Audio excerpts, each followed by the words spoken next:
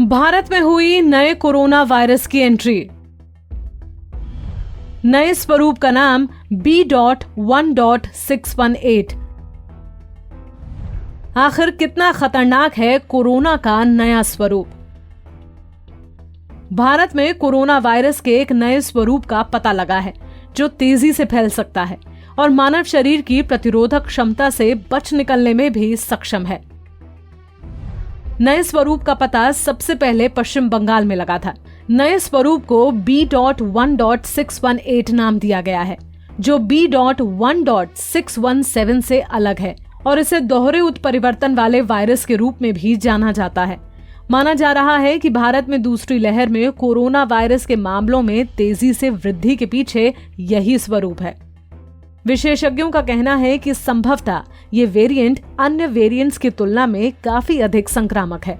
हालांकि CSIR institute of genomic and integrative biology नई दिल्ली के निदेशक अनुराग अग्रवाल ने कहा है कि चिंता करने की कोई जरूरत नहीं है, मानक सार्वजनिक स्वास्थ्य उपायों की जरूरत है। B.1.618 के संबंध में जांच की जा रही है। B.1.618 भारत में मुख्य रूप से पाए जाने वाले SARS-CoV-2 का एक नया स्वरूप है। हालांकि कुछ वैज्ञानिकों के अनुसार इस बात का कोई सबूत नहीं है कि नए स्वरूप के कारण देश में या पश्चिम बंगाल में वायरस से संक्रमण के मामलों में तेजी से वृद्धि हो रही है। इस नए वेरिएंट की डिटेल्स ऐसे वक्त में आई है जब जीनोम सीक्वेंसिंग डेटा से सबसे पहले भारत में मिले एक और वेरिएंट B.1.617 के बड़े पैमाने पर प्रसार की बात पता चली। B.1.617 को डबल म्यूटेंट भी कहा जा रहा है। अब ये दोनों वेरिएंट्स वैज्ञानिकों के लिए बेहद अहम हैं और वो इस बात पर रिसर्च कर रहे हैं कि क्या इन बदलावों से कोरोना वायरस ज्यादा संक्रामक, ज्यादा घातक या ज्यादा प्रतिरोधी हो गया है। कोरोना के 3 सबसे आम वेरिएंट्स की स्टडी से ये भी पता लग सकेगा कि भारत में कोविड-19 की दूसरी लहर के पीछे कहीं ये 2 वेरिएंट्स तो नहीं हैं। ग्लोबल डिपॉजिटरी GSET ने भारत की ओर से सबमिट डेटा के अनुसार पिछले 60 दिनों में जितने भी वेरिएंट सीक्वेंस किए गए हैं उनमें से 12% सैंपल B.1.618 के हैं। ये तीसरा सबसे आम वेरिएंट है। सबसे ज्यादा 28% सैंपल्स में B.1.617 वेरिएंट मिला है। उसके अलावा B.1.1.7 भी काफी सारे सैंपल्स में पाया गया है। तेजी से फैल रहा नया वेरिएंट।